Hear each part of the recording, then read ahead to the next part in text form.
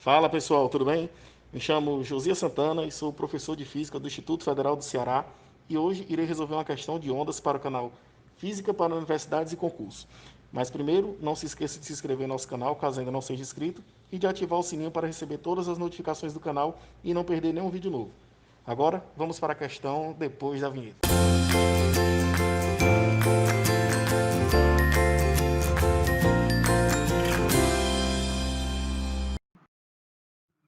Bom, pessoal, a questão de hoje é uma questão do ENAD de 2008 e ela diz o seguinte. Em uma experiência de interferência entre duas fendas iguais, utilizou-se um feixe de luz monocromática de comprimento de onda lambda igual a 500 nanômetros, incidido perpendicularmente ao plano que contém as fendas. O padrão de interferência observado no anteparo, posicionado a uma distância L igual a 1 metro do plano das fendas, está representado na figura a seguir com a intensidade em função da posição x. Considerando os dados apresentados, qual é a distância D entre as duas fendas? Então, o item A nos dá 1,7 centímetros, B 0,85 centímetros, C 1,5 milímetros, D 0,3 milímetros e E 0,15 milímetros. Bom, então primeiro vamos analisar aqui o que é que a questão está dizendo. Bom, se você observar, aqui nós temos as frentes de onda plana que vêm chegando, elas vão encontrar aqui as fendas e com isso cada fenda dessa vai funcionar como uma nova fonte geradora de ondas. Se você observar o padrão de interferência que está sendo formado, você vai observar o quê? Que sempre que as frentes de onda se encontram, elas vão estar sempre se deslocando na mesma direção e chegando sempre ao mesmo ponto final. Como você pode ver aqui por essas setas. Isso vai querer dizer o quê? Que onde você tem essas frentes de onda que chegam de forma iguais, você vai ter um padrão de interferência construtiva e para o resto você vai ter os padrões de interferência que vão ficar sendo hora construtiva e hora destrutiva. Dessa forma, você vai gerar esse padrão de interferência, onde cada ponto desse claro que você vê na figura é um máximo de interferência construtiva e cada ponto desse escuro, que vão ser os mínimos, você vai ter o mínimo de interferência, que vai ser quando você tem a interferência totalmente destrutiva. Para a gente começar a resolver essa questão, nós vamos ter que analisar primeiro aqui o que vai acontecer com as fendas e o anteparo. Se a gente considerar que o máximo vai ocorrer numa distância Δx da origem, você vai poder formar esse triângulo e a partir desse triângulo a gente vai ter a relação do seguinte, que a tangente desse θ equivale à distância onde esse máximo vai se encontrar da origem, dividido pela distância entre o anteparo e a posição das fendas. Novamente, para que ser um máximo, o que é que acontece? Você tem que as ondas que vão sair de cada uma das fendas vão ter que chegar naquele ponto com uma interferência máxima construtiva.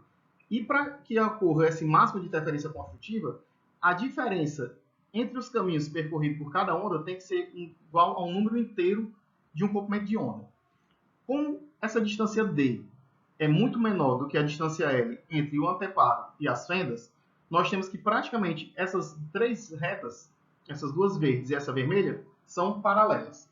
Se essas três retas são praticamente paralelas, isso quer dizer o quê? Que o ângulo formado entre esse feixe e a horizontal é o mesmo ângulo θ formado nesse triângulo. Dessa forma, como essa reta aqui forma um ângulo de 90 graus com esse feixe, nós temos o quê? Aqui também nós teremos um outro triângulo retângulo, onde a medida desse ângulo também vai valer θ. Por quê? Porque aqui você tem θ, aqui você tem um ângulo reto, e esse ângulo é complementar desse. Logo, esse outro ângulo, que também é complementar desse, tem que ser a mesma medida. Agora, desse triângulo aqui que eu tenho, que essa distância, que é a diferença de caminho entre elas, que vale λ, e essa distância, que vai ser a minha hipotenusa, é a própria distância D entre as fendas, daqui a gente consegue tirar a seguinte relação, que o seno de θ vale λ sobre D.